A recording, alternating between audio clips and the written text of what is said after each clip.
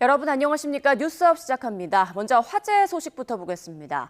경기 평택시 청부읍에 있는 인화물질 보관 창고에서 큰 불이 나 국가소방동원령이 발령됐습니다. 창고에는 인화물질 191만 리터가 보관돼 있어 진화에 어려움을 겪고 있는데요.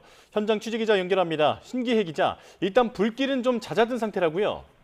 네, 불이 난 지 7시간 넘게 지났지만 현재까지 검은 연기가 계속해서 뿜어져 나오고 있습니다. YTN 취재진이 현장에 도착한 게 새벽 5시쯤이었는데요. 취재진이 전해오길 당시만 해도 시뻘건 불길이 계속해서 치솟고 폭발음이 반복해서 들릴 정도로 긴박한 상황이었다고 합니다. 지금 불길은 다소 잦아든 듯한 모습이지만 여전히 다량의 검은 연기가 계속해서 발생하고 있어 안심하기는 일러 보입니다. 네, 불길이 무척 거세 보이는데요. 인명피해가 무엇보다 걱정인데 어떻습니까? 소방당국은 현재까지 인명피해는 발생하지 않은 것으로 파악하고 있습니다. 다만 여전히 화재가 진압되지 않은 상황이어서 정확한 인명피해 여부가 확인되기까지는 다소 시간이 걸릴 것으로 예상됩니다. 정부는 화재가 진압되지 않으면서 인근 주민은 창문을 닫고 외출을 자제하는 동시에 차량은 우회하기 바란다는 재난 문자를 발송했습니다. 네, 그런데 불이 난 곳이 인화물질이 다량 보관돼 있는 곳이라고요? 네, 평택 인화물질 보관 창고에 불이 난 건 오늘 자정쯤입니다.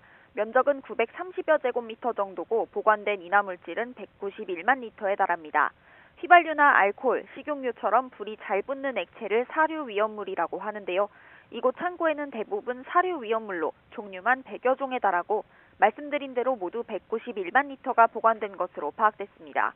소방당국은 이에 따라 불이 확대될 수 있다고 보고 오늘 새벽 3시 40분쯤부터 전국 다른 시도의 장비를 투입하는 국가소방동원령을 발령했고 조금 전인 새벽 6시 20분쯤 국가소방동원령을 일부 해제했습니다. 이에 따라 평택에 동원된 물탱크 11대, 화학차 11대가 철수한 상태입니다.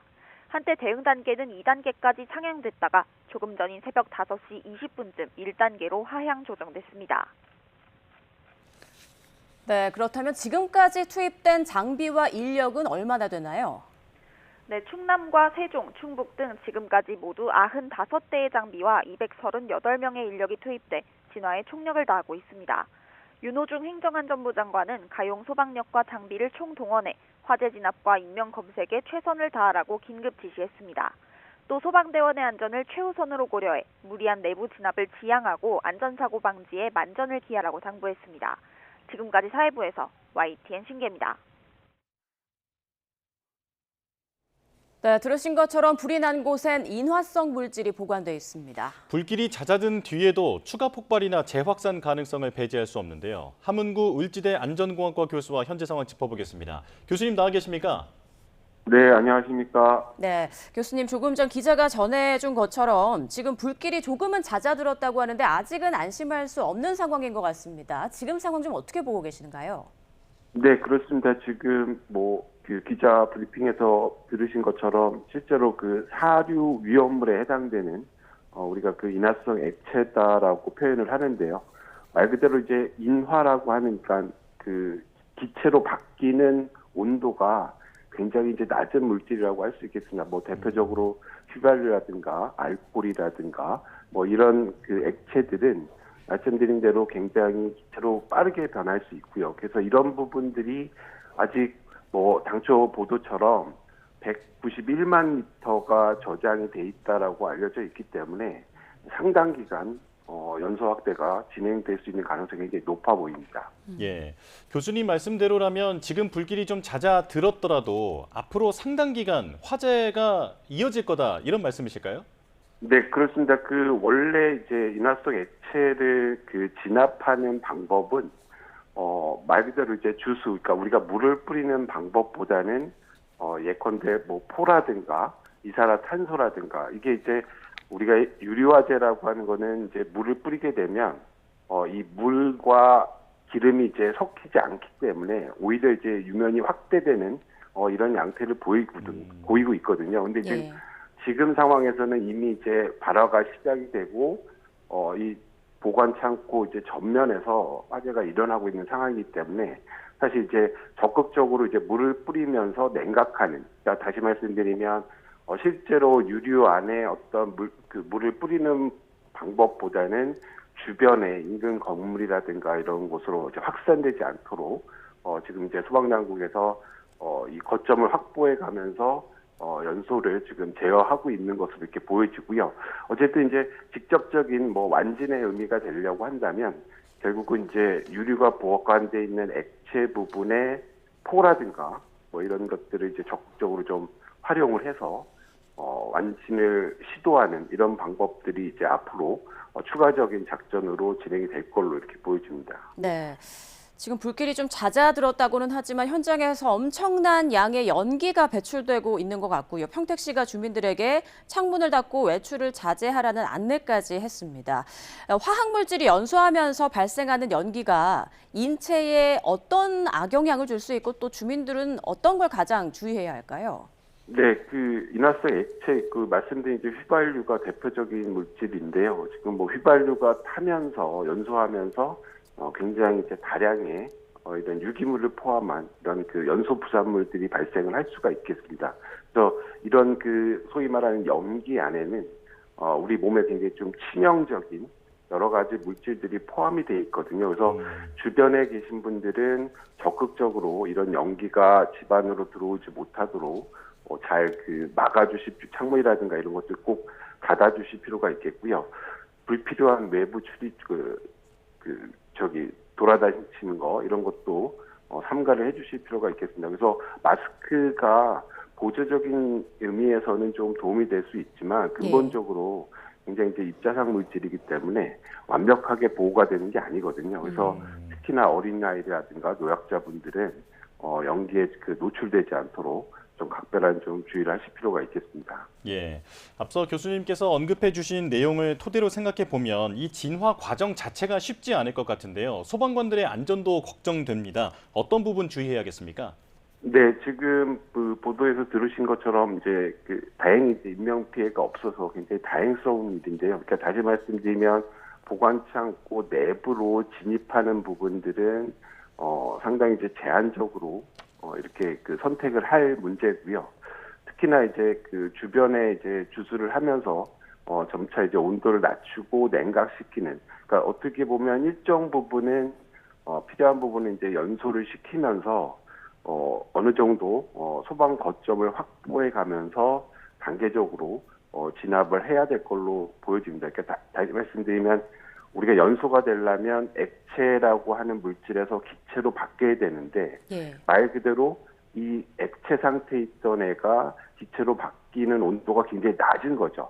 그러니까 굉장히 낮은 물질이기 때문에 그 위험물이라고 사료 위험물이라고 우리가 특별히 지정을 해서 저장이라든가 취급이라든가 이런 부분들을 지금 통제하면서 사용을 하고 있는데 그럼에도 불구하고 지금 이렇게 이제 연소가 확대되는 상황이기 때문에 지금 뭐 소방대 내부 진입이라든가 이런 것들은 아직은 좀 고려할 사항이 아닌 걸로 이렇게 보여집니다. 네, 일단 대응 2단계에서 큰 불을 잡은 뒤에 오늘 오전 5시 16분쯤 대응 1단계로 낮춰진 상황인데 앞으로 모르겠습니다. 지금 현장에서 진화 작업이 계속 이루어지고 있는 상황인데 언제까지 계속 또 주민들과 소방관들은 좀 주의를 계속 기울여야 할까요? 네, 지금 대응 단계가 하향이 된 걸로 이렇게 보여지는데요. 이제 어느 정도는 이제 연소 물질에 대한 어떤 폭발적인 연소 확대에 대한 부분들은 가능성이 좀 굉장히 낮아졌다라고 이제 소방당국에서 판단을 한 것 같습니다. 그렇지만 이제 말씀드린 것처럼 실제로 이제 인화성 액체가 다량 보관이 돼 있던 상황이기 때문에 해당 물질이 어느 정도 계속 지속적으로 연소하는 부분들은 상당 기간 또 오래 지속이 될 걸로 보여지고요. 특히나 이 연기 발생이라든가 이런 것들은 지금 오히려 이제 화세가 좀 가라앉은 상황에서도 많이 발생을 할 수가 있겠습니다.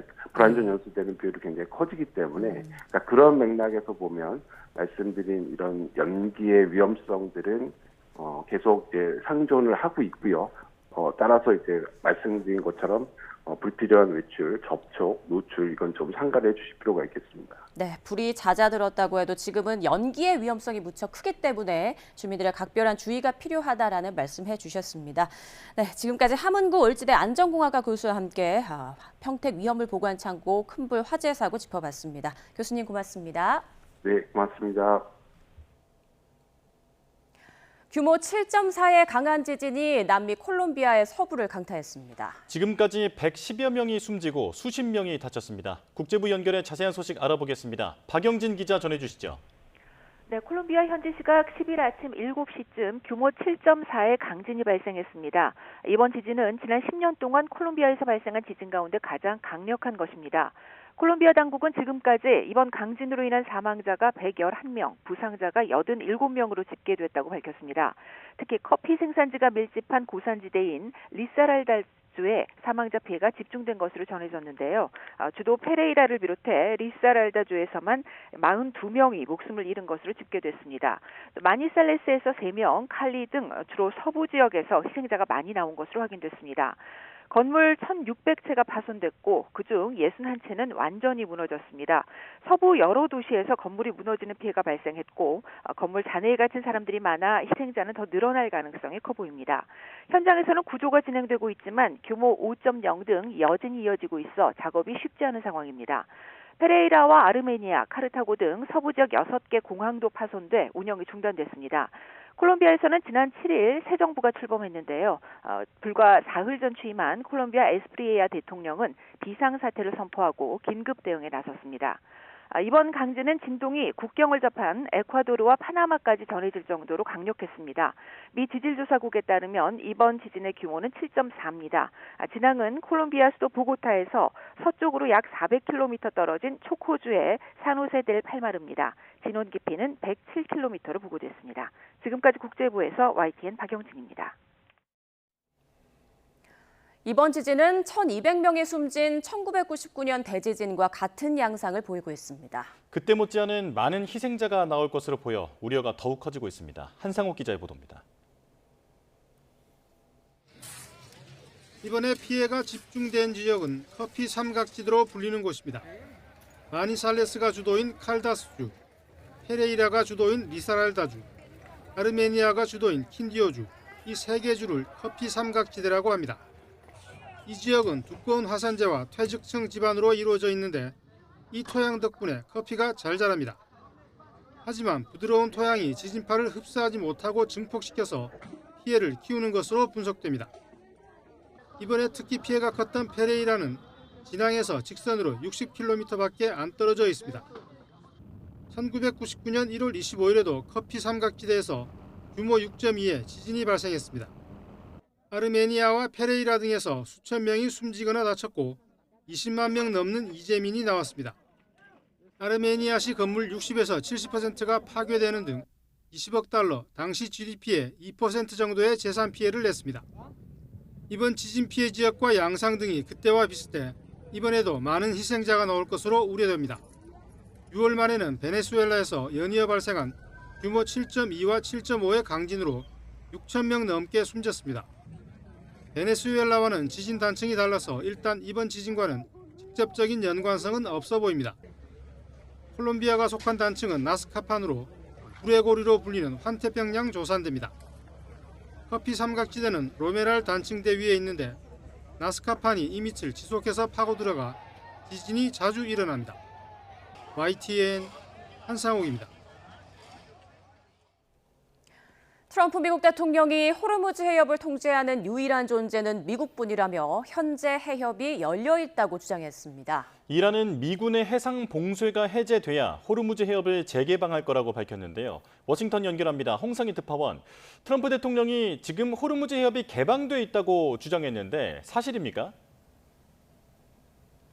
네, 지난달 종전 양해각서 파기 이후 호르무즈 해협은 사실상 다시 폐쇄된 상태인데요. 이곳 시간으로 오늘 낮 백악관에서 트럼프 대통령은 호르무즈 해협이 언제쯤 개방될 것으로 보느냐는 기자의 질문에 지금도 많은 선박이 해협을 통과하고 있다고 주장했습니다. 호르무즈 해협을 100% 통제하고 있는 유일한 존재는 미군뿐이고 미군이 이란으로 가기 위해 해협에 진입하는 선박만 통제하고 있다고 말했는데요. 이 트럼프 대통령의 말을 먼저 들어보겠습니다. We're taking a lot of ships. It's open now. Look, the only one that has control of the Strait of Hormuz right now is the United States Navy.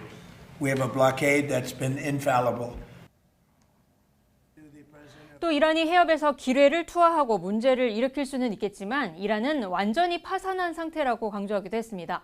트럼프 대통령은 이란 협상 대표들이 전쟁 피해 배상을 요구하고 있다면서 자신도 마찬가지로 이란에 배상금을 요구할 거라고 밝혔는데요. 이 발언도 들어보시죠. They asked for money for the damage that we've done. I said, that's a good idea. Well, we're going to ask for money for the damage they've done over a 50-year period. So if there's damages to be paid, I think Iran should pay those damages. 또 이란에서 살해된 5만 2천 명의 시위대와 전쟁 기간 숨진 사람들에 대해서도 배상할 것을 요구하겠다고 밝혔습니다. 지난 2000년 예멘에서 일어난 미 해군 구축함 코람 폭탄 테러에 대해서도 이란이 배상해야 한다고 주장했는데 로이터 통신은 이 테러의 배후는 이란이 아니라 알카에다로 밝혀졌다고 전했습니다. 트럼프 대통령의 배상 요구 발언은 이란의 전쟁 피해 배상 요구를 받아들이지 않겠다는 뜻으로 풀이됩니다. 트럼프 대통령은 대규모 군사 공격이 여전히 선택지로 남아있느냐는 질문에는 우리가 원한다면 그럴 능력이 있다면서도 곧 알게 될 거라고만 말했습니다. 네, 그런데 이란은 미국이 요구 조건을 받아들이지 않으면 호르무즈 해협을 열지 않겠다고 밝혔죠. 그렇습니다. 에스마일 바가이 이란 외무부 대변인은 미국이 이란의 조건을 수용할 때까지 호르무즈 해협을 재개방하는 일은 없을 거라고 주장했습니다. 특히 6개의 조건 가운데 미국이 이란 해상 봉쇄를 해제해야 한다고 강조했는데요. 들어보시죠. مجمع عمومی سازمان ملل متحد محاصره دریایی از این جنس به مثابه عمل تجاوزکارانه است. مادامی که سایر نقض‌های آمریکا تداوم داشته باشه، خب شرایط لازم 앞서 최고 지도자인 모즈타바 하메네이의 영상을 다시 공개하기도 했던 이란 정부는 오늘도 모즈타바가 매우 건강하다며 건재함을 강조했습니다. 마수도 페제시키안 이란 대통령은 모즈타바 하메네이와 7시간 동안 면담을 했고 여러 지침도 받았다고 말했습니다. 이란 제재로 인한 문제, 또 국민의 생계와 고용 문제 등을 논의했다면서 모즈타바 최고 지도자가 이란 국민의 단결을 촉구했다고 전했습니다. 이란 국영 매체는 모즈타바 하메네이가 이란군 총참모장, 또 이슬람 혁명수비대 총사령관 등 군 지휘부 인사를 단행했다고 전했습니다. 전쟁 장기화로 이란 국민의 고통이 커지고 있는 가운데 최고 지도자 위독설로 인한 이란 국민의 불안을 가라앉히고 결속을 다지기 위한 행보로 보입니다. 지금까지 워싱턴에서 전해드렸습니다.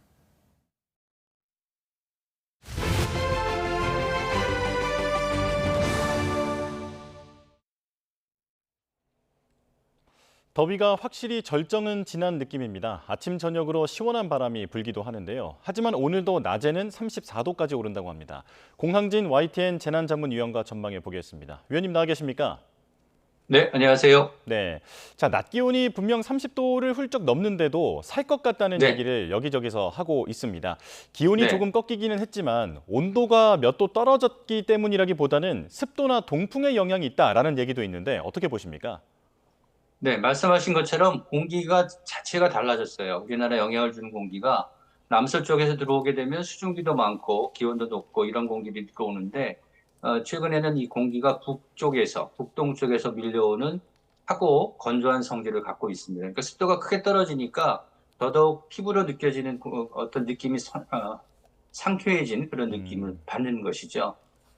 예, 그렇다면 밤 공기가 갑자기 서늘하게 느껴지는 것도 말씀하신 그런 습도 원인이 더 클까요? 네, 말씀하신 대로 습도의 영향이 큽니다. 그리고 공기 자체가 북쪽에서 내려오기 때문에 상대적으로 좀 기온이 낮은 것도 영향을 주고 있죠. 근데 이렇게 된 이유는 그동안에 있었던 이중열섬이라고 하죠. 그 아래 하층과 상층에 모두 더운 공기가 자리 잡는 이런 현상이 있었는데 그 위쪽에 있는 티베트 고기압이라는 그 공기가 먼저 약해지면서 좀 남쪽으로 쳐졌고요. 그리고 이제 북태평양 고기압도 조금 동쪽으로 위치가 좀 옮겨지고요. 그다음에 북태평양 고기압이 올해 좀 특징적으로 나타나는 현상 중에 하나는 북태평양 고기압이 좀 북쪽으로 치우쳐 있습니다. 그래서 뭐 오후츠케 고기압이라는 그 북쪽 고기압이 있는데 그래서 사실 성질을 두루 나누기가 사실 좀 까다로운 측면도 있는데 어쨌든 이렇게 북쪽으로 치우쳐 있으면서 우리나라에 영향을 주는데 그 본질이라고 할까요? 아주 더운 공기를 몰고 왔던 북태평양 고기압의 중심이 동쪽으로 쭉 빠지고 남아있던 그 공기들이 주로 영향을 주고 있었는데 그 공기도 태풍이 연달아 지나면서 북쪽의 공기를 내려오는 그런 흐름을 만들어줬기 때문에 결국 말하자면 그동안에 우리나라 영향을 줬던 공기의 성질이 남풍에서 북풍으로 바뀌면서 건조한 공기가 다가오서 그래서 결국은 이렇게 시원한 느낌을 주고 있다 이렇게 볼 수가 있겠습니다. 예. 그러니까 우리나라를 이중으로 꽁꽁 싸매고 있던 거대한 열돔이 깨졌다 이렇게 보면 될 텐데요. 그렇다면 네네. 이 무더위의 절정은 확실히 지난 겁니까? 일단은 40도를 넘는 폭염이 다시 나타날 가능성은 현재로서는 그렇게 크지 않다라고 볼 수가 있겠습니다. 근데 우리나라 주변에 이제 기압계가 워낙 변화가 심하기 때문에 이 어떤 형태로 이제 자리 잡을지는 조금 지켜봐야 되겠지만 분명한 것은 이제 계절적인 원인이 좀 있거든요. 그러니까 태양의 고도가 좀 낮아지고 그러니까 그만큼 쌓이는 열이 적어지기 때문에 그리고 이제 일단 흔들어 놓은 기압계가 다시 정상을 찾는 데도 시간이 조금 걸리고요. 그래서 앞으로 기온은 계속 35도, 34도 안팎의 그런 기온이 이미 예보가 되어 있어서 한낮에는 뜨거운 날씨가 이어지겠지만 하지만 지난번처럼 40도를 넘는 그런 극한 폭염의 가능성은 조금 줄어든 것이 아닌가라는 그런 예상을 하고 있습니다. 예. 자, 그런가 하면 지금 절기상으로는 이미 가을에 접어든 상황인데 요즘 SNS를 보면 하늘을 사진 찍어서 올리시는 분들이 많더라고요. 아주 네네네. 아름다운 노을도 좀 자주 목격이 되고 그리고 특이한 네네. 기상현상도 목격이 되는데 이건 어떤 네네. 이유입니까? 일단은 이제 가을로 간다는 것은 조금 전에도 얘기 드렸듯이 이제 태양의 고도가 낮아지는데 태양의 고도가 낮아지면 결국 태양 빛이 들어오는 통로가 좀 길어집니다. 그럼 이렇게 통로가 길어지면 아까 노을색이 좀 더 좋아지죠. 붉은색 쪽으로 좀 치우치면서 아주 이쁜 노을이 생길 수 있고 또 좀 전에 말씀드렸듯이 이제 북쪽에서 오는 공기의 성질이 바뀌었는데 이 북쪽에서 상층에 있는 공기가 좀 차가워지면 그만큼 상층이 좀 깨끗해지잖아요. 그래서 우리가 바라보는 가을 하늘이 이제 아주 높고 푸른 게 바로 이런 이제 원인인데 산란이 잘 일어나지. 그러니까 산란이 좀 준다고 볼 수 있죠. 그러니까 산란이라는 게 결국 공기 중에 여러 물질들이 떠다니면 빛이 여러 각도로 반사되면서 굴절되거나 해서 나타나는 현상인데 이런 현상이 주니까 찬 공기가 밀려오고 그 찬 공기에는 건조한 기운이 있고 또 안에 들어가 있는 어떤 요소들이 많은 그 물질들이 좀 가라앉으니까 결국 궁극적으로는 우리가 볼 수 있는 하늘이 좀 더 푸르고 높게 볼 수 있다. 결국 가을이 오는 그런 하나의 징표로 해석이 될 수가 있겠습니다. 예.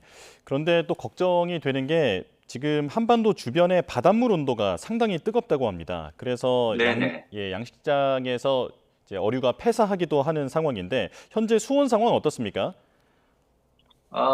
해수 온도가 높아진 이유는 이제 폭염과 상관이 있지요. 우리는 이제 전체적으로 해수가 온도가 한 1도 이상 올라가 있는 형태는 사실은 이제 그 여름이 오기도 전에 나타난 현상이긴 하지만 그래서 우리나라 동해는 또 이제 냉수대라는 곳이 있습니다. 그래서 보통 바람이 이렇게 표면, 그러니까 바다 표면에 바람이 불게 되면 그 바람으로 인해서 아래에서부터 위로 올라오는 용승, 그러니까 찬 물이 올라오면서 냉수대가 형성되는데 이 냉수대조차도 없어졌다 하는 그런 얘기도 있거든요. 그러니까 그 얘기는 무슨 얘기냐면 그만큼 우리나라 바다가 많이 더워져 있다.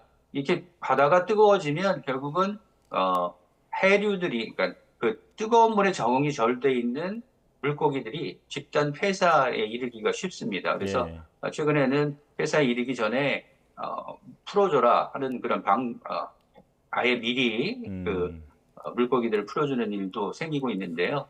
그래서 이런 현상들은 뭐 올해만 나타나는 현상은 아니고요. 그 여름철이 열이 쭉 쌓이게 되면 8월로 접어들면 이제 6월, 7월 뜨거운 날씨가 이어지면서 열이 쌓이지 않습니까? 이렇게 열이 쌓이면 바다가 더워지면서 생기는 현상인데 올해는 특히 폭염이 오래 이어졌고 그리고 이걸 잠재울 만한 강한 비가 내리지 않아서 이런 현상이 조금 더 걱정스러운 상황입니다.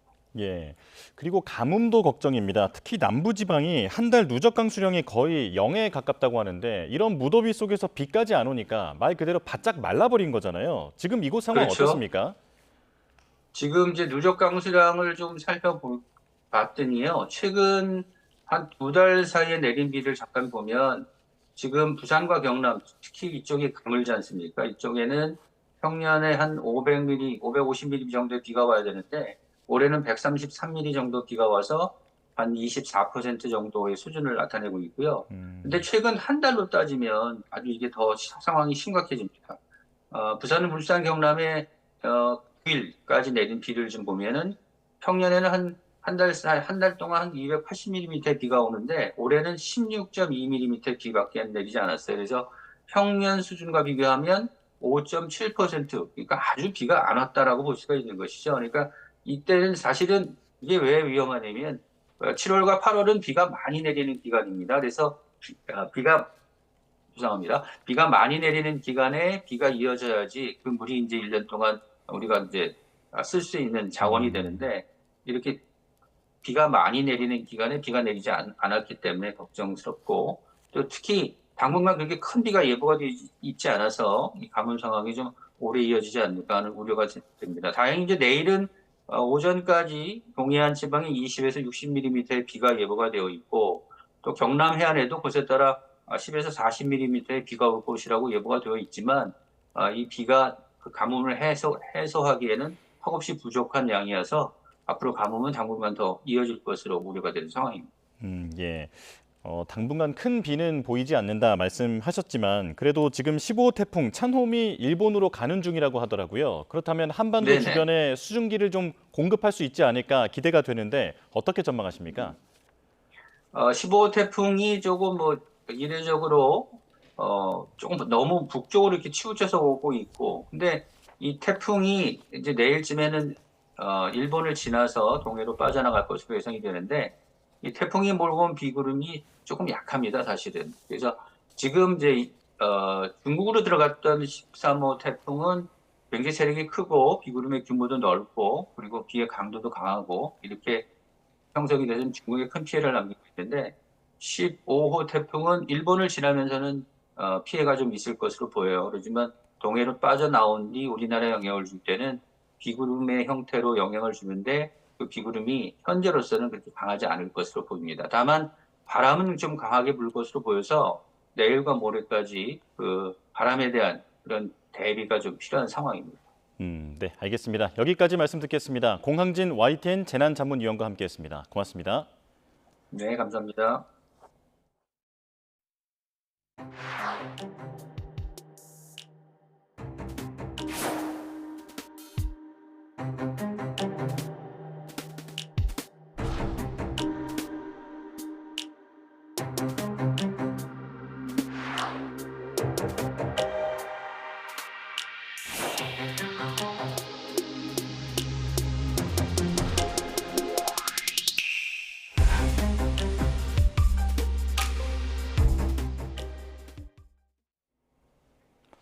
과거 축구협회가 외국인 심판 등에게 성접대를 했다는 의혹이 뒤늦게 알려지면서 연일 파장이 일고 있습니다.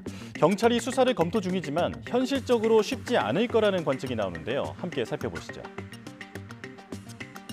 2016년 문화체육관광부의 감사 결과에 따르면 축구협회는 2011년에서 2012년 월드컵과 올림픽 예선전 3경기 그리고 평가전 4경기를 합쳐서 모두 7경기에서 외국인 심판과 감독관 등 10여 명에게 성접대를 했습니다. 이게 영향을 준 건지는 분명하지 않지만 축구대표팀은 이 7경기에서 5승 2무 무패를 기록했죠. 당시 문체부는 감사 결과를 토대로 검찰에 수사를 의뢰하는 한편 대한축구협회에도 관련 직원들을 중징계하라고 통보했습니다. 하지만 아무도 처벌은 물론 징계조차 받지 않았는데요. 당시 검찰이 증거 불충분을 이유로 무혐의 결정을 내렸기 때문입니다. 문체부 감사를 통해 성접대 관련 서류와 관계자 진술까지 확보돼 있었는데도 무혐의 처분이 나온 건데요. 이 때문에 지금이라도 경찰이 다시 들여다보라는 목소리가 나오고 있는 겁니다. 하지만 현실적으로 경찰 수사는 어려울 거라는 관측이 나옵니다. 바로 공소시효 때문인데요. 문체부 감사에서 확인된 마지막 성접대 시기는 2012년 3월로 14년 전입니다. 현행법상 성접대 제공 행위는 성매매 처벌법상 성매매 알선 또는 형법상 배임 증죄로 처벌할 수 있는데 문제는 이들 죄의 공소시효가 5년이라는 거죠. 성접대가 사실이라 해도 수사와 처벌을 할 수 없는 겁니다. 잇따라 불거진 축구협회 논란에 축구팬들은 씁쓸하기만 합니다. 특히 이번 성접대 파문은 과거 우리 대표팀의 정당한 승리마저 의심하게 한다는 점에서 더욱 공분을 불러일으키는데요. 언제쯤 한국 축구가 다시 국민의 지지와 응원을 받을 수 있을지 갈 길이 멀어 보인다는 지적입니다. 충남 천안에 있는 교회에서 생활하던 12살 남자아이가 고열과 탈진 증세를 보여 병원으로 옮겨졌지만 숨졌습니다. 경찰은 장애가 있는 아이를 학대해 숨지게 한 혐의로 60대 교회 목사를 구속했고 아이의 외할머니의 구속영장도 신청했습니다. 오승훈 기자입니다. 흰색 티셔츠를 입은 남자 어린이가 인도를 따라 달려갑니다. 지난 5일 충남 천안의 한 교회에서 고열과 의식저하 증세로 병원에 옮겨진 뒤 숨진 12살 A군의 일주일 전 모습입니다.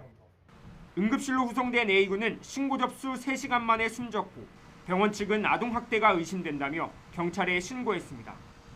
숨질 당시 체온이 높고 탈진 증세를 보인 데다 신체 일부에는 상처가 있었던 것으로 알려졌습니다. 경찰은 아동학대 치사 혐의로 60대 교회 목사를 구속하고 A군의 외할머니도 구속영장을 신청했습니다.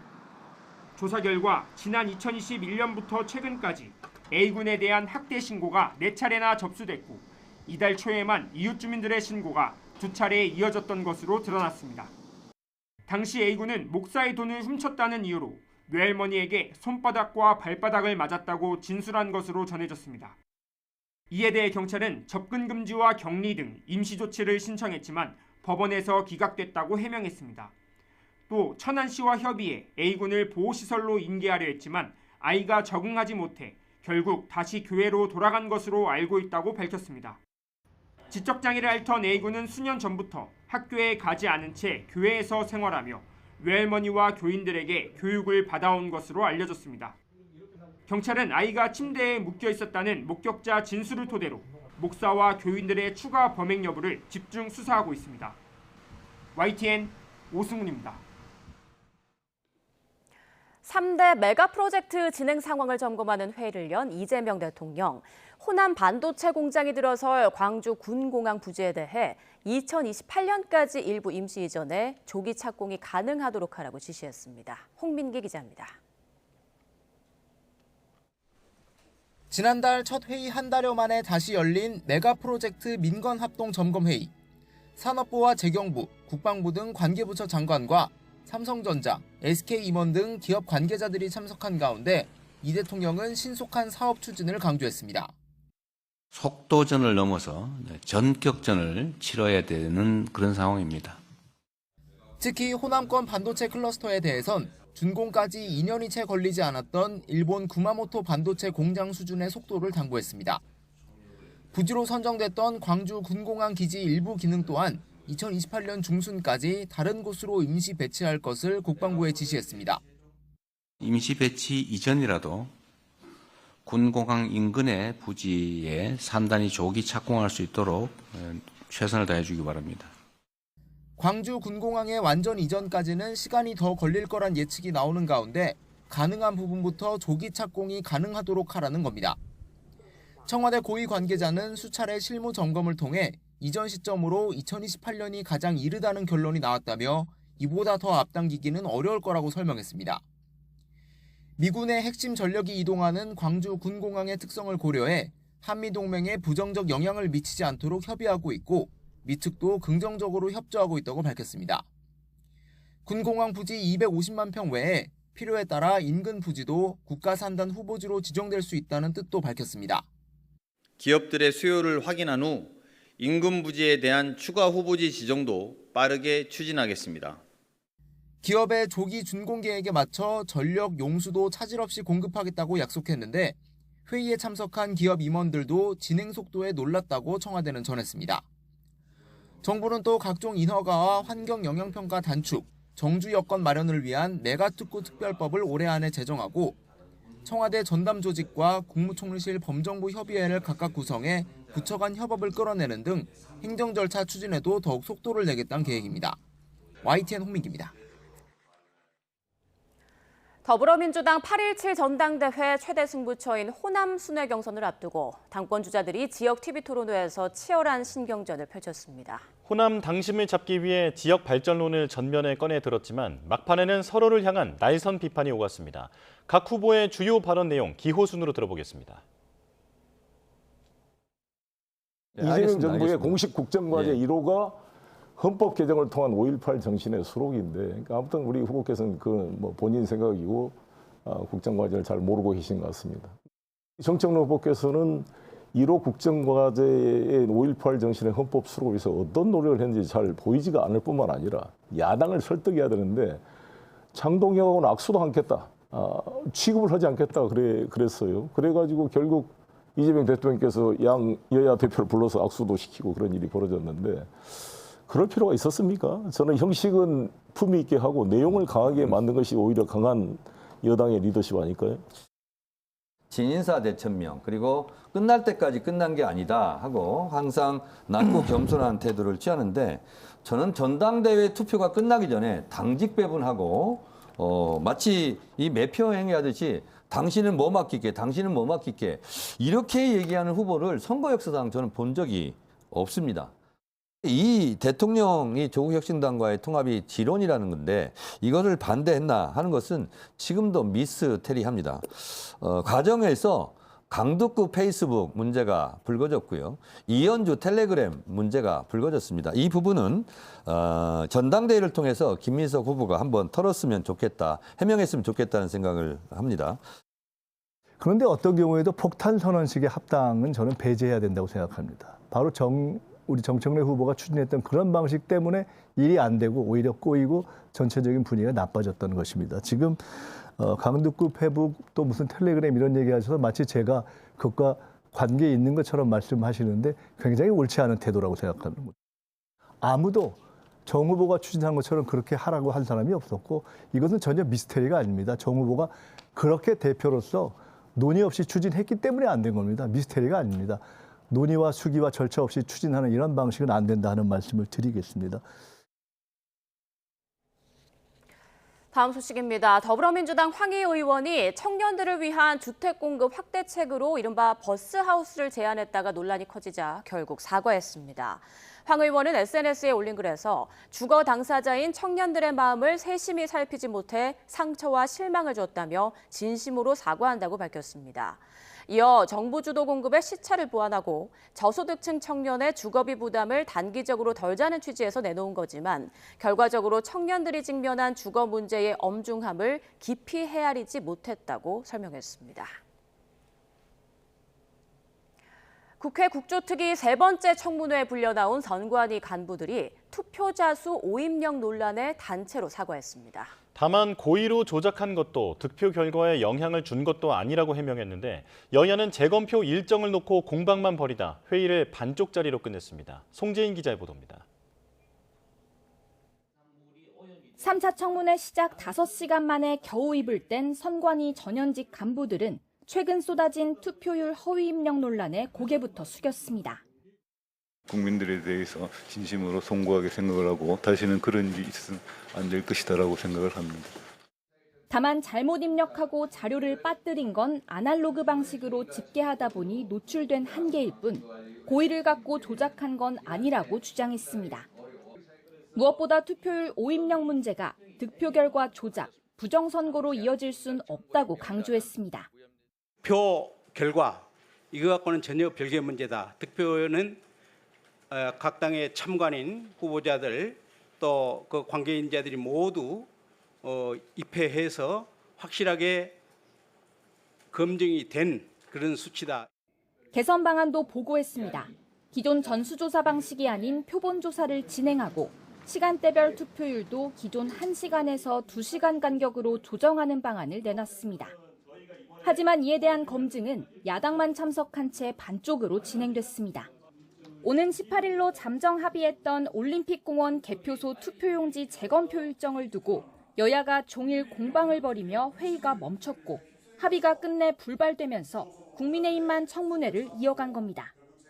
8월 18일 도저히 못 받겠다면 24일이든 25일이든 6일이든 좋습니다. 8월 중으로 올림픽공원 공개 재검증 날짜를 잡읍시다. 8월 18일 날 안까지는 임명을 하게 된다고요. 그 임명된 특검과 같이 날짜를 맞춰서 공개 검증을 하자는 게 왜 잘못된 이야기입니까? 국조특위 활동 기간을 한 달 연장한 뒤에도 여야가 회의 시간 대부분을 공방으로 흘려보내면서 사태 규명과 선거관리 개혁이라는 본래 취지는 흐려진 것 아니냐는 지적이 나옵니다. YTN 송진입니다. 김기현 국민의힘 의원 부부로부터 명품 가방을 받았다는 의혹을 받는 김건희 씨가 법정에 증인으로 나와 선물을 받은 사실을 인정했습니다. 그러나 언제, 누구를 통해 받았는지 등 구체적인 경위에 대해서는 모두 기억나지 않는다고 답했습니다. 윤혜리 기자의 보도입니다. 김건희 씨가 김기현 국민의힘 의원 부부 재판에 처음 증인으로 출석했습니다. 지난 2023년 3월 김기현 의원이 국민의힘 당대표에 당선된 이후 부인으로부터 답례로 고가의 명품 가방을 받았다는 의혹 관련 증인으로 소환된 겁니다. 김 씨는 가방을 받은 사실 자체에 대해선 인정했지만 직접 받은 건 아니라고 증언했습니다. 김기현 의원의 부인으로부터 로저비비의 클러치백과 자필 편지를 받았느냐는 특검 측의 질문에 처음에는 몰랐지만 나중에 인식했다고 답했습니다. 가방을 인지한 경위를 두고는 영부인은 클러치백이 필수품이라 옷색에 맞춰 들기 위해 비싸 보이는 모조품, 이른바 짝퉁을 많이 사뒀다며 직원들이 정리해둬서 발견했다고 말했습니다. 그러나 누구를 통해 언제, 어떤 방식으로 전달받았는지에 대해선 모두 기억나지 않는다고 부연했습니다. 증인 신문에 앞서서는 증언 거부권을 두고 신경전도 벌어졌습니다. 재판부가 청탁금지법상 공직자 배우자에 대한 처벌 규정이 없어서 증언 거부권이 인정되지 않는다고 말하자 김 씨는 그러면 모르는 것도 상상의 나래를 펼쳐서 말해야 하느냐며 반발했습니다. 또 특검 측이 당대표 부인으로부터 선물과 편지를 받고도 기억하지 못하는 게 이례적이라고 추궁하자 그간 영부인 수사를 다 해왔느냐며 무조건 죄인으로 보는 것 자체가 이해되지 않는다고 따져 묻기도 했습니다. 김기현 의원의 부인 역시 가방을 선물한 사실은 인정하지만 부정한 청탁은 없었다며 대가성을 부인하는 가운데 재판부는 다음 달 28일 최후 진술을 들은 뒤 변론을 종결할 예정입니다. YTN 윤혜리입니다. 네, 간밤 경기 평택시 청부급에 있는 인화성 물질 보관 창고에서 큰 불이 났습니다. 소방당국은 국가소방동원령을 발령하고 밤사이 진화 작업에 나섰는데요. 취재기자 연결합니다. 송수연 기자, 지금 상황은 어떻습니까? 네, 저는 지금 불이 난 창고에서 500m가량 떨어진 곳에 나와 있습니다. 주변에 서 있기만 했는데도 단순한 탄내가 아니라 코를 찌르는 듯이 매캐한 화학물질 냄새가 나고 있습니다. 불이 난 지 8시간 넘게 지났지만 현재까지 검은 연기가 계속해서 뿜어져 나오고 있습니다. 특히 검은 연기가 바람을 타고 멀리 퍼지면서 하늘은 짙은 색으로 덮여가고 있는 모습입니다. 네, 무엇보다 인명피해가 걱정인데요. 어떻습니까? 네, 소방당국은 현재까지 인명피해는 발생하지 않은 것으로 파악하고 있습니다. 다만 여전히 화재를 진압하고 있는 만큼 정확한 인명피해 여부가 확인되기까지는 다소 시간이 걸릴 것으로 보입니다. 정부는 화재 발생 직후 인근 주민은 창문을 닫고 외출을 자제하는 동시에 차량은 우회하길 바란다는 재난 문자를 발송했습니다. 네, 이렇게 진화에 오랜 시간이 걸리는 이유가 뭡니까? 네, 바로 불이 난 창고가 인화성 물질을 보관하는 곳이기 때문입니다. 경기 평택시에 있는 이곳 창고는 7개 동 가운데 5개 동이 인화성 물질을 보관하는 곳입니다. 오늘 새벽 0시쯤 이 가운데 1개 동에서 불이 났고 다른 1개 동으로 옮겨붙어 지금은 모두 2개 동이 불타고 있습니다. 창고의 전체 면적은 937만 제곱미터인데 안에는 인화성 물질 191만 리터가 보관될 수 있도록 소방당국으로부터 허가받은 것으로 파악됐습니다. 다만 실제로 창고 안에 인화성 물질이 얼마만큼 보관되어 있는지는 소방당국이 불을 모두 끈 뒤에 확인할 계획입니다. 네, 또 연기나 가스 같은 게 인근 주변, 그러니까 주민들에게 퍼지는 건 아닌지도 걱정됩니다. 지금 상황 어떻습니까? 네, 휘발유나 알코올, 식용유처럼 불이 잘 붙는 액체를 사류 위험물이라고 하는데요. 이곳 창고에는 대부분 이 사류 위험물이 보관돼 있고 그 종류만 100여 종에 달하는 것으로 파악됐습니다. 어쨌든 이런 화학물질이 타고 있는 상황인 만큼 한강유역환경청 화학안전관리단이 화재 현장을 살펴보고 있는 것으로 파악됐습니다. 환경청에서 어떻게 판단할지는 지켜봐야 하는 상황인데요. 취재되는 대로 전해드리겠습니다. 네, 지금까지 진화는 어떻게 이루어졌습니까? 네, 소방당국은 오늘 새벽 3시 40분쯤부터 다른 시도의 장비도 투입하는 국가소방동원령을 발령했습니다. 다만 진화 작업이 이어지면서 조금 전인 새벽 6시 20분쯤 물탱크와 화학소방차 일부는 철수했습니다. 한때 소방 대응 단계도 2단계까지 상향됐다가 큰 불길을 잡은 새벽 5시 20분쯤 1단계로 하향 조정됐습니다. 윤호중 행정안전부 장관은 가용 소방력과 장비를 총동원해 화재 진압과 인명 검색에 최선을 다하라고 긴급 지시했습니다. 또 소방대원의 안전을 최우선으로 고려해 무리한 내부 진압을 지양하고 안전사고가 일어나지 않도록 만전을 기할 것을 당부했습니다. 지금까지 경기 평택시 위험물 보관 창고 앞에서 YTN 송수연입니다. 최근 폭염 속 정전이 잇따라 주민들이 큰 불편을 겪었는데요. 정전의 주범은 다름 아닌 까치와 까마귀였습니다. 화면으로 함께 보시죠. 네, 지난 8일 오후 부산 북구 986호에 발생했던 정전, 그리고 지난달 8일 서울시 마포구 일대 264세대에 발생했던 정전 모두 까마귀가 원인이었습니다. 까마귀가 전신 주위 전선에 접촉하며 전기 공급이 끊겼던 겁니다. 한국전력에 따르면 지난 3년간 서울에서 발생한 여름철 순간정전 348건 중 절반 가까이가 조류 접촉으로 발생했습니다. 접촉 사고를 일으키는 새는 까치와 까마귀가 97%로 대부분을 차지했죠. 한국전력은 번식기가 끝나는 매년 6월부터 어린 새가 둥지를 떠나 전신주나 전선에 불안정하게 착지하다 감전 사고를 내는 경우가 많고, 또 전봇대에 설치된 각종 설비를 부리로 쪼거나 날개로 치면서 정전이 발생하기도 한다고 전했습니다. 하지만 도심에서 엽사를 동원해 까치와 까마귀를 포획하는 데 어려움이 있는 등 뾰족한 해결책이 없어 새로 인한 정전 피해는 해마다 반복되고 있는 실정입니다. 폭염 피난처로 불리는 강원도 대관령 옛 영동고속도로 휴게소 일대가 무단 캠핑으로 몸살을 앓고 있습니다. 치사와 빨래, 심지어 샤워까지 한다는데요. 송세혁 기자가 취재했습니다. 해발 830m 대관령 옛 영동고속도로 휴게소 인근입니다. 캠핑 차량 10여 대가 선자령 등산로 입구 양쪽으로 늘어섰습니다. 숲과 맞닿은 곳에서 버너를 켜고 음식을 조리합니다. 짧게는 며칠, 길게는 한 달 넘게 머물기도 합니다. 해질 무렵 CCTV를 보니 휴게소 주차장으로도 캠핑 차량이 하나둘 들어옵니다. 관리 인력이 퇴근한 틈을 타 주차장에 자리를 잡는 겁니다. 말뚝과 밧줄로 막아놓은 구역 앞까지 차지했습니다. 이곳은 차박과 야영이 금지된 구역입니다. 하지만 경고 현수막이 무색하게 주차장 곳곳에 캠핑 차량들이 세워져 있습니다. 화장실에서는 물을 여러 통씩 받아가고 심지어 빨래와 샤워까지 합니다. 물 샤워 이렇게 하시고 물도 받아서 떠가시고 이게 보관되니까 단수가 되는 정도 있어요. 떠난 자리에는 쓰레기만 남습니다. 밤새 쓰레기를 집어 던져요. 먹는 것도 아니고 수북해요. 관리 당국은 지역 이미지 등을 고려해 과태료를 부과하지 않고 계도 위주로 대응하고 있습니다. 캠핑 차량은 예년보다 줄었지만 공공장소를 캠핑장처럼 쓰는 무단 차박 행태는 올해도 되풀이되고 있습니다. YTN 송세혁입니다.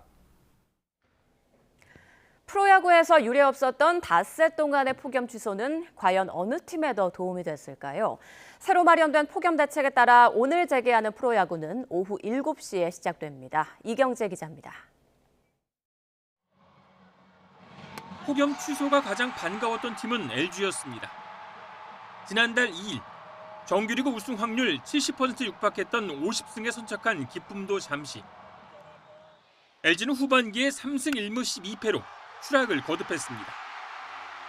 투타가 동반 부진에 빠졌고 강팀다운 경기 운영도 사라졌습니다. 잘 나가던 삼성도 취소 전 5경기에서 1승 4패로 선두를 KT에 뺏겼습니다. 새로 영입한 외국인 투수 페덱과 보스가 차례로 무더위에 허덕였습니다. 에이스 후라도가 복귀할 시간을 번 삼성은 지난해까지 일본 1군에서 뛴 미야모리로 아시아 쿼터를 교체하고 1위 탈환의 준비를 마쳤습니다. 目標はもうここから残り少ない期間になるので、もう全部ゼロで抑えてやるつもりでやります。 반면 6연승으로 선두를 꿰찬 KT와 박주순과 김민석에 김대한까지 방망이가 터지며 3위까지 넘보던 두산에겐 강제 휴식이 반갑지 않았습니다. KT와 두산 모두 아시안게임 때 선발 투수가 2명씩 빠지는 상황이라 걱정이 더 쌓였습니다. 9월이 안 왔으면 좋겠습니다. 심적으로 부담이 되는데 제가 이번엔 꼭 도움 주고 싶습니다. 오늘 다시 열리는 프로야구는 7시에 시작되고 3회와 7회 종료 후엔 4분씩 쿨링 타임이 적용됩니다. 무더위 변수와 경기 취소가 어느 팀에 도움이 될지 후반기 추가된 관전 포인트입니다. YTN 이경재입니다. 네, 이번엔 정치권 주요 이슈 살펴보겠습니다. 오늘은 박성민 전 더불어민주당 최고위원, 강전애 전 국민의힘 대변인과 함께합니다. 안녕하십니까? 네, 안녕하세요. 네, 자 이재명 대통령이 메가 프로젝트 2차 민관 합동회의를 열고 속도전을 넘어서 전격전을 치러야 한다면서 빠른 집행을 강조했습니다. 구마모토와 같은 속도라고 얘기하기도 했는데 어느 정도 빠른 속도를 말하는 걸까요? 그러니까 지금 뭐 구체적인 시점으로는 뭐 2028년 정도가 가장 뭐 이르다 이렇게 볼 수 있겠습니다. 예. 특히 지금 군공항 관련해서 이 이전을 얼마나 빠르게 할 것이냐 그리고 선제적인 조치를 뭘 할 것이냐에 대해서 얘기가 나왔고 실제로 그 강훈식 비서실장께서 직접 브리핑을 하셨잖아요. 그래서 군시설 이전과 임시 분산 배치 자체를 2028년 하반기까지 마무리를 하겠다. 그렇게 얘기를 하고 있는 상황이라서 그런 군 공항 용지가 반도체 산업단지로 빠른 전환이 이루어질 수 있도록 구체적으로 속도를 내겠다라고 얘기를 하고 있는 상황이기 때문에 가장 빠른 시점 자체를 계산해서 지금 2028년을 얘기하고 있는 상황인 것입니다. 예, 지금 국민의힘에서는 더불어민주당 전당대회 앞두고 호남 지역 표심 잡기 위해서 지금 공약하는 거 아니냐 이렇게 보고 있더라고요. 그렇죠. 왜냐하면 이번에 발표된 내용을 보더라도요. 지금 중요한 전력, 용수, 그리고 예산 문제 이런 것들이 하나도 결정이 되어 있지 않은 상황이거든요. 전력 같은 경우에는 2030년이면은 송전망이 모두 포화 상태가 되는 상황이고요. 용수 같은 경우에도 정부 스스로 작년에 하천 유역 수자원 관리 계획서라는 거 있습니다. 이걸 확정을 했는데 이 계획서 안에도 영산강, 섬진강 이 지역의 물이 수억 톤 부족할 수 있다라는 것들이 명시적으로 들어가 있어요. 예산 같은 경우에도 30조 원 정도가 지금 들어갈 것으로 예상이 되는데 이것을 어디서 조달할지 구체적인 계획조차 없는 상황입니다. 이렇게 모든 것이 굉장히 두루뭉술한 상황에서 청와대에서 이런 발표를 한다는 것은 결국에는 이제 마지막 남은 호남과 서울, 특히 호남에 있어서의 민심을 잡기 위한 것이 아닌가라는 생각에 굉장히 의심이 들 수밖에 없는 것이죠. 좀 이것은 어쨌든 청와대가 전당대회에 깊숙이 개입하고 있는 것이 아닌가. 오히려 호남 지역에서 정청래 후보가 조금 어떤 기세가 있기 때문에 김민석 전 총리를 돕기 위한 것이 아닌가라는 생각이 드는 부분이라고 말씀드리고 싶습니다. 네, 민주당 전당대회 얘기는 잠시 뒤에 나눠보고요. 자, 이렇게 이 대통령 부동산 세제 개편 손질 등 여러 정책에 드라이브를 걸고 있지만 지지율은 하락세입니다. 자, 어제 나온 리얼미터 지지율을 보면 4주 연속 하락했고요. 취임 후 최저치를 기록하기도 했습니다. 지금 민주당에서도 상황을 좀 심각하게 보고 있나요? 네, 뭐 아무래도 이제 여러 가지 이유가 있겠습니다만 예. 이제 보안수사권 폐지의 여파도 분명히 있는 것 같고요. 특히 이제 2030 여성들이 이탈하고 있다 이런 얘기들도 많이 나오고 있는 상황이라 그 이슈가 굉장히 중요했다라고 보고 전체적인 맥락에서는 제가 봤을 때 이제 부동산 세제 개편 문제와 그리고 아무래도 사실 지금 이제 경제가 굉장히 어렵다라는 얘기가 많이 나오지 않습니까? 특히 증시 상황이 안 좋다. 그러니까 주식이 굉장히 이제 잘 되고 있다가 요즘 이제 주식 시장이 많이 안 좋다 보니까 이제 그런 부분들도 특히 이번에 논란이 일었던 레버리지 ETF 이런 부분들까지도 이 청와대 정책실장의 발언이라든지 그런 부분들이 종합적으로 논란이 되게 되면서 결국 손에 잡히는 부분들 그리고 굉장히 좀 국민들께서 중요하게 느끼는 부동산이라든지 주식이라든지 더 나아가서는 지지층들이 굉장히 좀 많이 나뉘어졌었던 이슈인 보안수사권 폐지 문제라든지 사실은 단기간에 이 굵직한 이슈들이 단숨에 다 터졌다 이렇게 볼 수 있는 상황이거든요. 그렇기 때문에 대통령의 어떤 지지율이 그렇게 이제 좋은 좋은 추세를 보이고 있지는 못한 것이 사실이다 이렇게 평가를 해봐야겠습니다. 네, 부동산과 주식, 보안 수사권 폐지 등 여러 부분이 겹쳤다라는 말씀해 주셨는데 국민의힘에서는 지금 대통령 지지율 추이 좀 어떻게 보고 있습니까? 대통령께서 지금 아직도 40% 넘게 나오는 것이 놀랍다라고 생각을 할 수밖에 없는 것이죠. 그동안에 뉴 이재명이라는 그룹이 있었습니다. 민주당 당대표 시절에 이재명 대통령을 좋아하진 않지만 대통령으로서의 이재명 같은 경우에는 경제는 살릴 수 있지 않을까 이런 신락 같은 희망을 갖고 있던 서민들이었는데요. 최근에 조금 아까 박재권님 말씀해 주신 것처럼 부동산이라든지 증시 이런 데에서 어떠한 능력 부족을 보여주고 있기 때문에 이분들이 떠나가고 있는 것이 아닌가 생각을 합니다. 그리고 대통령께서 최근에 좀 책임감 없는 모습을 보이고 계신 것이 아닌가 생각되는 부분들이 있는데요. 형사소송법 개정안에 대해서는 읽어보지 않았다라고 이야기하고 계시고 ISA 개편안에 대해서도 보고를 받지 못했다라는 이야기를 하시면서 남 탓을 하는 듯한 모습을 보이고 계신 것이죠. 민주당도 마찬가지라고 생각을 합니다.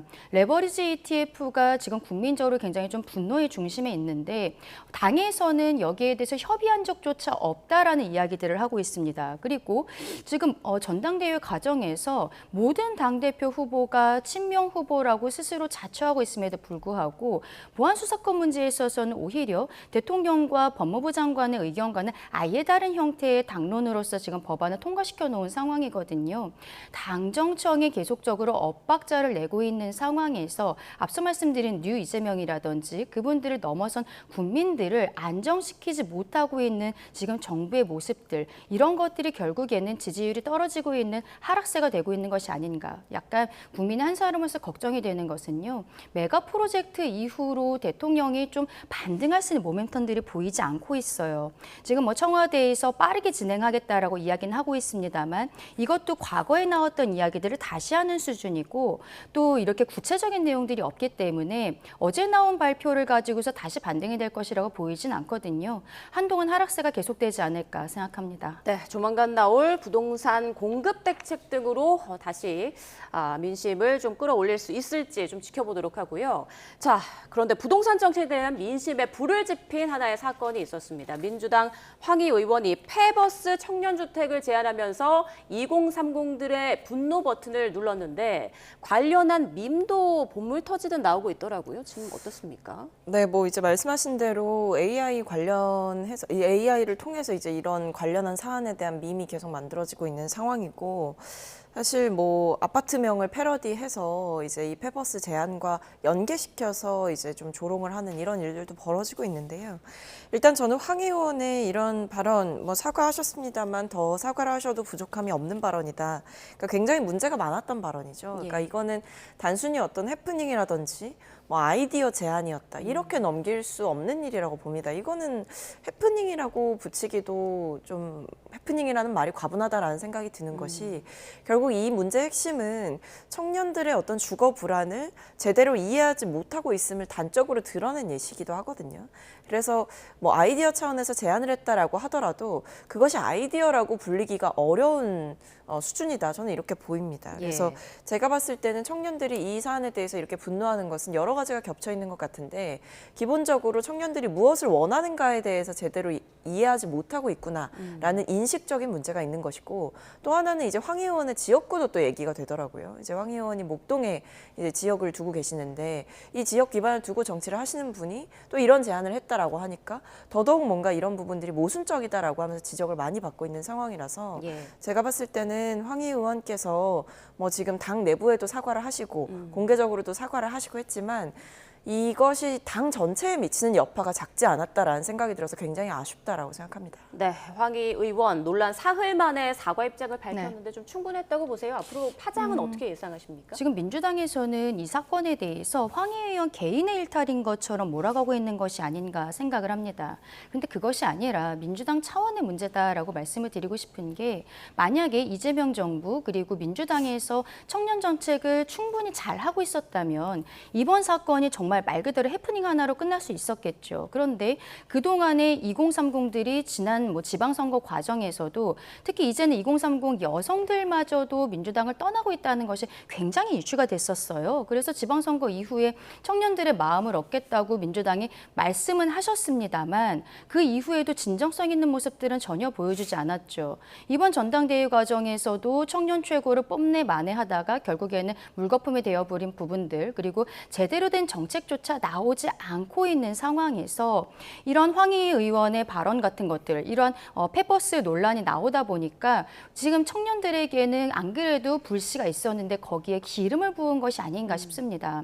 황희희 의원 개인의 차원이 아니라 민주당 차원의 그 사과 그리고 앞으로 청년 정책에 있어서 어떠한 진정성을 보여줄 것인지 이런 것들을 이야기해야 되는 부분이 아닌가 생각합니다. 네, 이번에는 더불어민주당 전당대회 상황도 보겠습니다. 이제 일주일도 채 남지 않았는데요. 지금 김민석 후보와 정청래 후보가 초박빙 상황을 보이는 가운데 자, 호남과 수도권의 그런 민심은 어떨지 여기에 사활이 걸렸다라는 얘기가 나오고 있습니다. 오늘부터 호남에 이제 투표가 시작되잖아요. 네, 맞습니다. 사실 이제 이번 주에 어느 정도 이 최대 승부처인 호남의 결과가 나오게 된다라고 볼 수 있겠는데요. 예. 그래서 사실 슈퍼위크라고 좀 볼 수 있겠죠. 근데 아무래도 이제 호남과 수도권의 권리당원의 비중 자체가 합치면 70%입니다. 예. 전체에서 70%나 차지하고 있고 특히 호남 같은 경우에는 권리당원의 30%를 갖고 있다라고 알려져 있기 때문에 사실 이 호남과 수도권에서 누가 이제 승기를 잡느냐 이 부분이 굉장히 중요하다라고 볼 수가 있을 것 같고 사실 호남이 이제 먼저 결과가 나올 수 있다 보니까 예. 호남에서 거의 승부가 끝날 것이다 이렇게도 많이 보시는 것 같아요. 그래서 제가 봤을 때 중요한 건 지금 어쨌든 김민석 후보가 앞서가고 있는 상황은 맞습니다. 그리고 김민석 후보의 어떤 승기가 어느 정도 굳혀졌다 이렇게 보이기도 하는데 호남에서 그 굳히기 작업을 할 것인지 아니면 의외의 결과가 나올 것인지 이게 굉장히 주목되는 상황이다 보니까 이 호남에서의 어떤 그 최고위원들에 대한 표심도 그렇고 이 당대표 후보에 대한 표심도 그렇고 굉장히 좀 주목이 되고 있는 상황이라서 좀 지금 서로를 향한 어떤 공격이나 이런 수위가 올라가고 있는 것도 이 호남을 앞두고 있다라는 것과도 무관치 않다 이렇게 보입니다. 네, 지금 전당대회 가운데 그런데 신천지 논란, 사진 편집 논란까지 제기되고 있는데 이건 어떻게 된 일인가요? 그러니까 이거는 쉽게 말씀드리면 이제 정청래 후보와 그 신천지 관련 인물과 이재명 그 대통령께서 이렇게 함께 서 있는 사진이었는데 예. 여기서 정청래 후보만 이제 잘라낸 겁니다. 그래서 저것을 이제 올리면서 사실 이 사진을 두고 마치 이제 사실 정청래 후보를 향해서 신천지 의혹이 이니까 거기에 대해서 타개하기 위해서 저런 사진을 이제 공개를 한 것 같은데 제가 봤을 때 저거는 해서는 안 되는 일이라고 봐요. 그러니까 정청래 후보 친청 측에서 올린 사진이었던 거죠. 그렇죠. 네, 부분이? 맞습니다. 예. 그래서 그게 이제 유튜브 방송에서 또 얘기가 예. 되고 했던 상황이었는데 일단 그 자리에 이지은 그 지역위원장께서 그 자리에 안내를 직접 하셨다라고 하던데 그럼 그분이 같이 있는 걸 아셨을 거거든요. 정청래 후보 같이 있는 걸 아셨을 텐데 저 사진에 대해서 그런 식으로 얘기를 하는 것도 저는 적절치 않아 보였고 무엇보다 이 문제는 결국 사진 조작의 문제로까지 번진 겁니다. 예. 그러니까 고의적으로 그런 게 아니다라고 하더라도 제가 봤을 때에는 결국 정청래 후보를 향한 논란을 타개하기 위해서 이재명 대통령을 희생시켰다 이렇게밖에 보이지 않아요. 사진을 그렇게 잘라놓으면 완전히 다른 사진이 되는 거잖아요. 예. 그래서 이런 일은 저는 해서는 안 되고 이거는 금도를 넘은 일이다라고 보고 있습니다. 네, 지금 국민의힘에서는 민주당 전당대회 이런 치열한 선거전이라고 해야 될까요? 이런 것과 결과는 또 어떻게 보고 계신지도 궁금하네요. 일단 저희들이 보기에도 너무 과하게 싸우고 있는 것이 아닌가라고 걱정이 되는 부분들이 있고요. 그리고 어떻게 보면은 대통령과 당대표 간의 사이가 좋지 않을 때 전국이 완전히 마비되는 상황을 저희 국민의힘에서도 겪었었기 때문에 약간 우려되는 마음으로 보고 있는 것이 사실입니다. 왜냐하면 앞서 말씀드린 것처럼 특히 보안수사권 문제라든지 민생과 관련한 사건에 있어서도 모두가 친명 후보라고 이야기를 하면서 대통령마저도 보안수사권을 일부 존치해야 된다. 그리고 법무부 장관도 같은 이야기를 하고 있는데 글쎄요. 그 김민석 정민석 후보가 본인이 총리였던 시절에 어떠한 관계로 그렇게 됐는지 모르겠습니다만 완전 폐지가 이것이 정부 입장이다라고 이야기를 하고 그다음 전당대회에 나오겠다면서 총리직을 내려놓고 나온 상황이었거든요. 반면에 정청래 후보 같은 경우에는 당대표였던 시절에 보안수사권 완전 폐지라고 본인의 SNS에 글을 올리기도 했습니다. 지금 말은 모두 친명계라고 이야기를 하고 있습니다만 당대표 후보들 모두가 자기 정치를 하고 있는 것이 아닌가라는 생각이 드는 것이죠. 앞서 말씀드린 것처럼 대통령께서 형사소송법 개정안을 읽어보지 않았다. 그리고 ISA 관련해서는 보고조차 받지 않았다라고 이야기를 하시는 이러한 당정청의 엇박자 같은 것들이 굉장히 좀 우려가 됩니다. 근데 지금 상황이 조금 아까 그 사진 논란도 그렇고 과연 전당대회가 끝난 이후에 민주당이 원팀이 될 수 있을까? 원팀이 돼서 대통령과 함께 국정을 제대로 돌려갈 수 있을까에 대해서도 좀 우려가 되는 부분들이 있는 것이죠. 여기에 대해서는 민주당 스스로가 너무 과도해지고 있는 것에 대해서 자성의 목소리를 내야 되는 것이 아닌가 싶기도 합니다. 네, 마지막으로 국민의힘 관련 질문도 드릴게요. 장동혁 대표가 이제 곧 취임 1주년을 앞두고 있는데 1주년을 앞두고 개혁안을 발표할 예정이라고 하더라고요. 어떤 개혁안이 꼭 담겨야 한다고 생각하십니까? 저는 중도 확장적인 메시지들이 담겨야 된다라고 생각을 합니다만 아마도 장동혁 대표의 지금까지 스탠스를 보면은 강성 지지층들을 더 집결시키는 메시지가 나오지 않을까 싶습니다. 어제 같은 경우에는 이제 조광특위를 발족을 해서 사고 당협 같은 데들도 이제 채워 넣겠다라고 이야기를 하고 있는데요. 최근에는 당 내에서 지금 윤리위에 올라간 분들이 계시죠. 그런데 뭐 권영진 의원이 대안과 미래 소속으로서 굉장히 쇄신의 목소리를 많이 내셨는데 이분이 멱살잡이 뭐 개인적인 부분으로서 지금 대안과 미래 자체가 약간 스피커로서의 자격이 좀 떨어져 보이는 부분들이 있습니다. 그리고 조경태 의원 같은 경우에도 박덕흠 부의장에 대해서 민주당 의원들에게 전화해서 찍지 말아달라. 부의장 후보였죠. 이러한 이야기들을 하면서 해당 행위로서 징계 대상자에 올라가 있고 서범수, 진종호 이 두 분 같은 경우에는 입에 올리기도 어려운 망언으로서 징계 대상자가 된 것입니다. 근데 문제는 이분들이 모두 개인적인 문제들임에도 불구하고 그동안에 당 안에서 장동혁 대표에 대해서 쇄신의 목소리들을 계속 내왔던 분들인 것이죠. 근데 이분들이 이렇게 징계 대상자가 되다 보니까 당에서는 장 대표에 대해서 조금 이렇게 낮출 수 있는 이런 이야기들이 아예 나오지 않고 있는 상황이 아닌가 싶고 지금으로서는 뭐 갑작스럽게 전당대회가 이루어진다고 해도 공천권을 가질 수 있는 전당대회를 하는 것은 내년 2월 이후이기 때문에 당 중진들께서도 목소리는 내고 계시지 않은 것 같다라고 저는 개인적으로 생각을 합니다. 이런 상황에서 장동혁 대표 같은 경우에는 아마도 1주년을 앞두고서는 본인이 앞으로도 남아있는 기간 동안에 당을 어떻게 운영할 것인지 이야기하겠다라는 것을 보면 강성 지지층들을 집결하는 목소리가 더 세게 나오지 않을까 생각합니다. 네, 박성민 전 최고위원 마지막으로 좀 짧게 들어보겠습니다. 지금 사실 민주당 내에 여러 가지 좀 악재라면 악재가 있는 상황인데도 국민의힘 지지율이 크게 힘을 못 받고 있단 말이죠. 국민의힘 상황 어떻게 보고 계세요? 그러니까 결국에 이제 장동혁 대표가 물러나는 것이 이 쇄신안이 되어야 된다라고 저는 보는데요. 뭐 그럴 가능성은 없겠죠. 왜냐하면 이제 본인이 어떤 당권을 연장하고자 하는 의도가 굉장히 크신 것으로 보이기 때문에. 일단 기본적으로 지금 사실 장동혁 대표 자체가 이미 리더십을 상실한 상황이고 그리고 장동혁 대표의 행보를 보았을 때 이 국민의힘이 앞서 말씀해 주신 어떤 중도 확장적 흐름보다는 사실 더욱더 극우로 결집하는 흐름을 보여주고 있는 상황이거든요. 그렇기 때문에 그 노선을 계속 타는 이상 뭐 민주당에 대한 비판이나 저희가 이제 반성해야 될 부분도 분명히 있겠습니다만 그럼에도 국민의힘이 대안으로서 인정을 받지 못하는 것은 결국 지금처럼 운동장을 협소하게 쓰고 내 사람이 아닌 사람은 징계하고 이런 방식으로 계속 배제하는 정치, 어떤 배격의 정치를 해가는 모습을 보인다면 중도 확장적 민심을 얻기는 어렵다 이렇게 봐야죠. 알겠습니다. 정치권 현안들 두 분과 함께 짚어봤습니다. 박성민 전 더불어민주당 최고위원, 강전애 전 국민의힘 대변인이었습니다. 고맙습니다.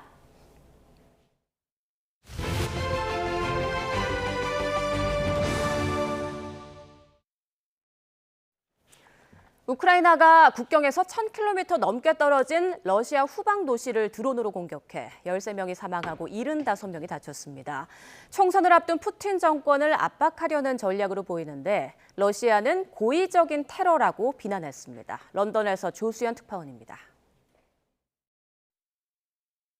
러시아 중부 도시 니즈네캄스크 상공으로 짙은 연기가 피어오릅니다. 민간 시설과 에너지 시설에 우크라이나 드론이 떨어져 어린이를 포함해 13명이 숨지고 70명 넘게 다쳤습니다. 특히 한 호스텔 건물이 타격받아 사망자 대다수가 여기서 발생했습니다. 우크라이나 국경에서 1200km 떨어진 니즈네캄스크는 정유 공장과 석유 화학 공장이 밀집한 에너지 거점으로 알려졌습니다. 그동안 우크라이나는 국경 1000km 밖에 있는 러시아의 에너지 시설을 여러 차례 공격했지만 이처럼 대규모 사상자가 발생한 것은 이례적입니다. 우크라이나는 특히 다음 달 러시아 총선을 앞두고 푸틴 정권을 흔들기 위해 후방 도시들을 겨냥한 공세 수위를 높이고 있습니다. 젤렌스키 우크라이나 대통령은 정유시설을 겨냥한 작전은 계속되고 있고 러시아는 이를 체감하고 있다고 밝혔습니다. 러시아 정부는 우크라이나가 민간인을 겨냥한 고의적인 테러를 벌이고 있다고 비난했습니다. На всех атакованных объектах находились гражданские лица, не участвующие в военных действиях. В очередной раз киевский режим совершил преступление, не имеющее оправдания. 러시아의 맞대응도 계속되면서 우크라이나 제2도시 하르키우에서 민간인 5명이 사망했고 남부 자포리자와 북부 수미에서도 부상자가 잇따랐습니다. Только подъехал машина, только остановился, бахнул, как страшно стало, что по крыше раз. 양측은 서로가 전쟁을 끝낼 뜻이 없다며 책임을 돌리고 있어 평화협상 전망은 여전히 불투명합니다. 트럼프 미국 대통령 특사가 곧 러시아와 우크라이나를 잇따라 방문할 수 있다는 관측이 나온 가운데 러시아는 전쟁의 근본적인 원인부터 해결해야 한다는 점을 다시 한번 분명히 했습니다. 런던에서 YTN 조수연입니다.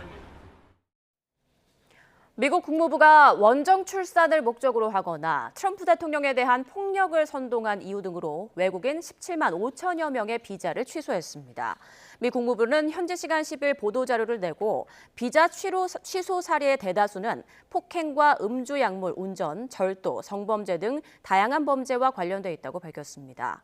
국무부가 구체적으로 제시한 사례에는 자녀의 미국 시민권 획득을 위한 이른바 원정 출산 목적의 비자 100여 건을 취소한 경우가 포함됐습니다. 익명의 SNS 게시물에서 시작된 배우 황정민의 사생활 폭로 논란이 좀처럼 잦아들지 않고 있습니다. 유명 연예인을 겨냥한 폭로가 왜 끊이지 않는지 김승환 기자가 짚어봤습니다. 지난달 말 신원을 알 수 없는 SNS 계정에 배우 황정민의 사생활 관련 글이 갑자기 올라왔습니다. 황정민과 주고받은 메시지와 통화 내용이라고 주장하는 자료는 물론 사진까지 공개됐습니다. 황정민의 소속사는 작성자가 황정민을 스토킹한 범죄 피의자이고 법원이 벌금 300만 원의 약식 명령을 내렸다고 설명했습니다. 작성자는 이에 불복해 정식 재판을 청구했고 현재 1심 재판이 진행 중이라며 맞섰습니다. 지난해 배우 김수현 역시 고 김세론과의 관계를 둘러싼 의혹이 제기된 뒤 사진과 메시지가 폭로돼 논란에 휩싸였습니다.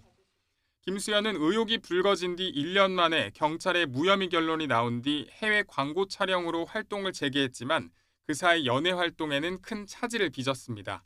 두 사건의 사실관계와 당사자는 다르지만 공방이 확산하는 과정은 닮았습니다. 폭로와 반박이 나오면 또 다른 폭로가 나오는 진실 공방이 이뤄졌다는 겁니다. 그 앞뒤 맥락이라든가 전후 대화 내용 그리고 말할 때의 태도나 목소리 이런 것들까지 다 종합적으로 판단하지 않으면 이것이 어떤 상황에서 나온 말인지 알 수가 없기 때문에 또 하나의 공통점은 폭로 대상이 톱스타라는 점입니다. SNS에 글 하나만 올려도 주장을 빠르게 공론화할 수 있고 상대가 유명할수록 언론과 대중의 관심이 커집니다. 그만큼 여론을 등에 업고 상대를 압박하거나 자신의 요구를 관철하는 수단으로 작용할 가능성도 커진다는 분석입니다. 하지만 의혹은 빠르게 퍼지는 반면 사실관계를 가리는 데는 상당한 시간이 걸려 폭로 대상이 된 당사자로선 대응하기가 쉽지 않습니다. 굉장히 여러 가지 이야기들이 나올 수밖에 없는 상황이고요. 결국은 재판에 가서 이 사실관계 하나하나가 다 터질 수밖에 없는 상황까지 왔다고 보여집니다. 여기에 새로운 사진이나 글이 나올 때마다 관련 보도가 쏟아지면서 언론이 확인되지 않은 사생활 폭로를 확대 재생산하는 데 한몫하고 있다는 비판도 나옵니다. YTN 김승환입니다. 이제 증시 보겠습니다. 어제 코스피는 3거래일 만에 소폭 반등했고 코스닥은 매수 사이드카를 발동하며 7% 가까이 급등했습니다. 오늘은 어떻게 움직일지 개장 상황 직접 살펴보겠습니다. 현재 코스피와 코스닥 모두 하락 출발하고 있는 상황입니다. 오늘 증시에 변수가 많은데요. 지금 코스피는 6,252포인트 지나가고 있고 그리고 코스닥은 842포인트 지나가고 있습니다. 호르무즈 재개방이 요원해 보인다는 분석도 나왔고 그리고 엔비디아가 우리 돈으로 700조 원 규모의 투자금 마련에 나섰다는 소식이 나오면서 AI 거품 우려가 또 불거진 상황입니다. 자, 하지만 TSMC는 역대 최대 월간 매출을 발표하며 반도체 수요가 탄탄하다는 점을 입증했는데요. 우리 시장이 어떻게 반응할지 주목됩니다. 자, 현 시점에서 코스피 0.78% 빠진 6,250포인트 지나가고 있습니다. 요즘엔 코스닥이 급등하고 있는 상황인데요. 삼전 닉스가 쉬어가자 코스닥으로 다시 투자 심리가 몰리고 있는데 드디어 순환매가 시작됐다는 분석도 있지만 추세를 좀 더 지켜봐야 한다는 신중론도 나오고 있습니다. 현재 코스닥은 843포인트 지나가고 있습니다. 원달러 환율도 보겠습니다. 엔화 가치의 영향을 받고 있는데요. 미일 양국이 엔화 가치 부양에 나섰지만 추가 조치는 하지 않을 거라는 전망이 나오면서 엔화가 다시 약세로 돌아섰습니다. 이에 따라 원화도 약세를 보이면서 원달러 환율의 하락세도 주춤하는 모습인데요. 최근 1,410원대 안팎에서 움직이는 모습이 어떻게 이어질지 주목되는 상황입니다. 지금까지 개장 상황 살펴봤습니다. 국내 연구팀이 감염력이 있는 바이러스를 5분 안에 확인할 수 있는 진단 기술을 개발했습니다. 유전자 추출이나 증폭 과정 없이 현장에서 감염 위험을 바로 알 수 있어서 활용도가 높을 것으로 기대됩니다. 임늘솔 기자입니다. 눈에 보이지 않는 바이러스. 검사에서 양성이 나와도 실제로 다른 사람에게 옮길 수 있는 상태인지 확인하기 어렵습니다.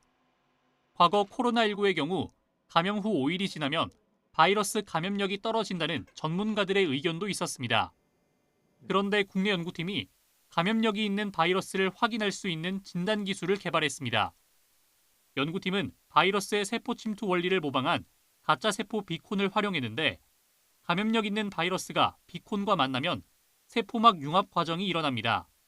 이후 초록색 형광 신호가 나타나고 감염력을 잃은 바이러스에는 반응하지 않습니다. 이번에 개발한 바이러스 진단 기술입니다. 유전자 추출이나 증폭 과정 없이 채취된 시료와 용액을 섞기만 하면 약 5분 안에 바이러스를 확인할 수 있습니다. 비콘을 바이러스가 감염시켰을 때 저절로 이렇게 바이러스 유전자가 비콘 내부로 전달이 되면서 비콘 내부에 있는 유전자 가위가 작동을 해서 이제 녹색 형광을 강하게 만들어내게 되는 원리입니다. 즉 막융합과 유전자 가위 이 두 가지 전략을 사용해서 특정 바이러스에서만 신호가 나올 수 있도록 설계를 할 수 있었습니다.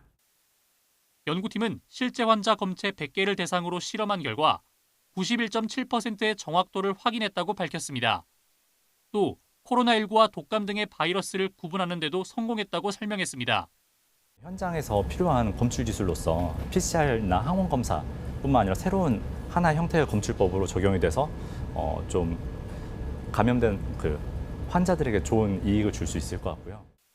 연구팀은 검사 영역을 다른 신종 바이러스로 확대하고 상온 보관과 대량 생산이 가능하도록 연구를 이어갈 계획입니다. YTN 사이언스 임늘솔입니다.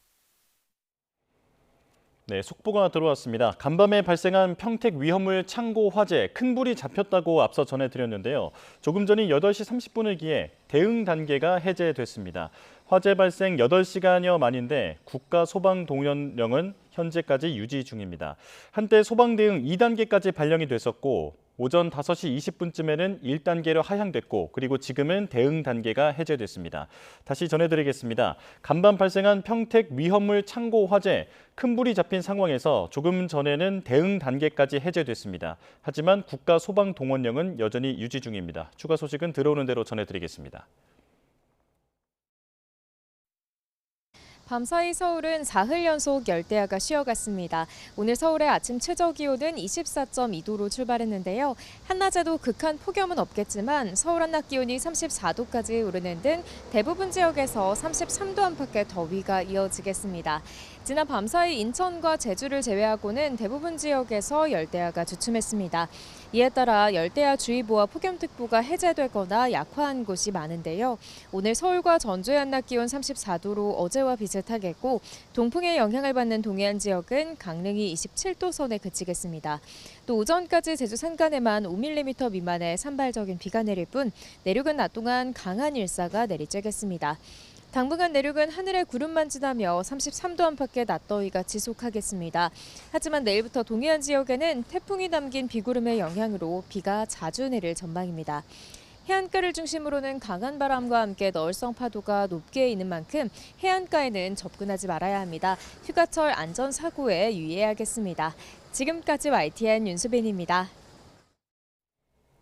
뉴스업 마칩니다. 내일 다시 뵙겠습니다. 고맙습니다.